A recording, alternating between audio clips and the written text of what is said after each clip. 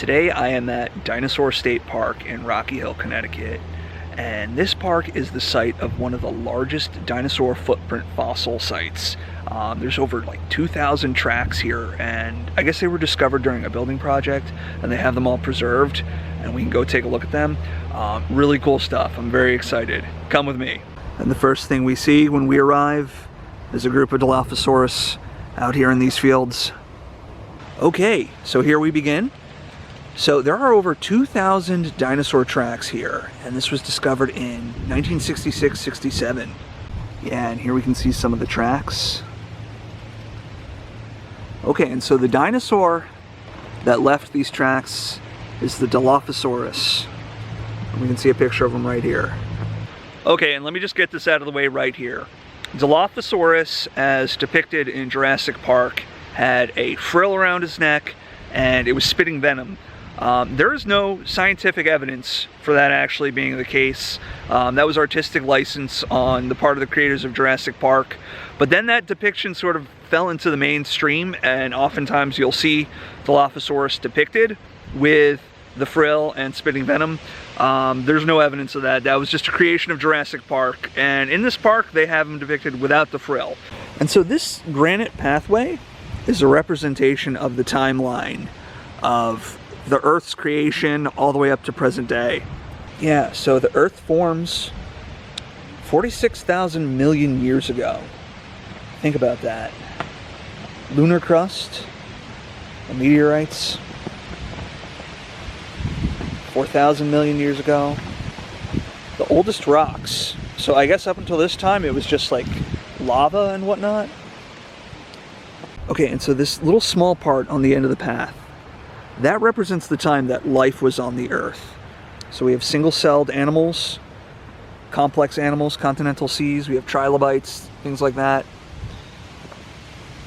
And now we have plants, insects, amphibians, reptiles, and now we're in the time of the dinosaurs, mammals, and just this small little portion here is when humans were on the Earth. That really blows your mind to think about that. And so these tracks here lead us to this dome. And underneath that dome, we have the fossil site. Okay, so here we are under this dome. And we have a walkway that takes us over the track site. My goodness, just look at them all. Just look at all these tracks. So there's tracks, but there's also fossils of other creatures like trilobite type things.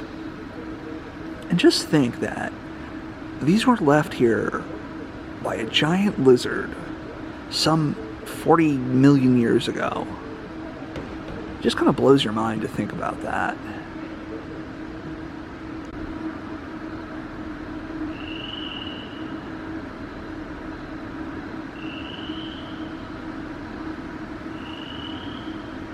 Yeah, and this kind of gives us a timeline of the history. So they were discovered in '66 when they were excavating for a building, and then they halted the construction. And I guess they had to put a cover over it to keep it from freezing and thawing and damaging these fossils. And it was designated a state park not long after that. And this is an overhead photo of the site. It just kind of gives you a sense of just how huge this is and just how many tracks there are here. It's incredible. And so this here is the cast of a Tyrannosaurus Rex footprint, one of the most popular dinosaurs out there. And just look at how huge that is. I would not want to go toe-to-toe with one of those. Here we have this massive cross-section of a tree right here. Look at how big that is. Oh, it looks like we do have some actual live creatures we can see here. So here we have an African bullfrog. Just look at the size of him. Look at a cute little snake hiding right there. And this tank is filled to the brim of Madagascar cockroaches. No thank you. And this is sort of a recreation of the geological makeup here in this area. So this just gives you an idea of the different layers. We have shale, sandstone. Pretty interesting stuff.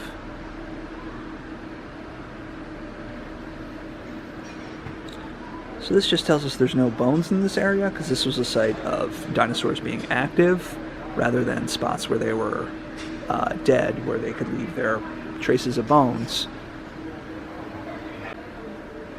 And here we have a Dilophosaurus skeleton. Oh, just look at that. So 2 million years ago, this was a living creature. It kind of blows my mind when I think about how long ago this creature was alive, and we're sitting here today looking at it.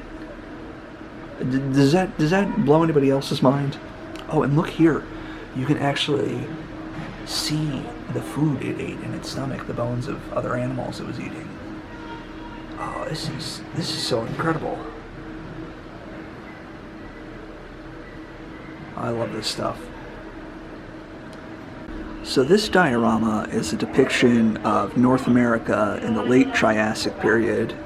And we got the little dinos down there. And we have this big old crocodile dinosaur. Could you imagine seeing this in real life? What it must have been like? It must have been insane. Here we have some fossilized plants.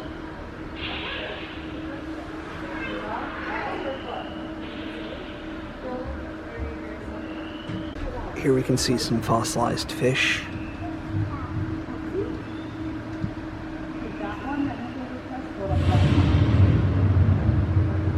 And this fossil is the tail of a large fish. And a fish corporate, which, as you know, is fossilized doo-doo. Here we can see Oligocophus, I hope I said that right, which is an early mammal, which is like a small weasel-like creature. I kind of want one as a pet. We have these cool little flying dinos chasing after a dragonfly. And here we can see the creature that made all these tracks, the Dilophosaurus. No frills on this one.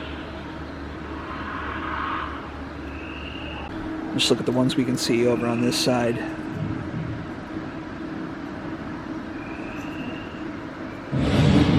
Oh, and they have weather effects. It looks like we're in a thunderstorm right now. And so these creatures right here are known as phytosaurs. Look similar to crocodiles. And this dude here looks like he kind of got run over by a truck or something.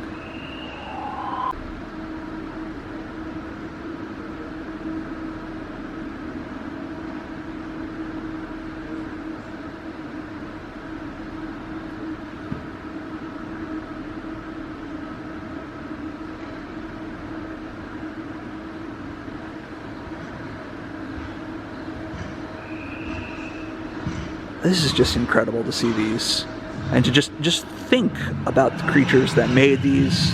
Just imagine being there and seeing just these, 20-foot tall dinosaurs, giant lizards that lived millions of years ago, and we're here today reaching back in history to touch these creatures.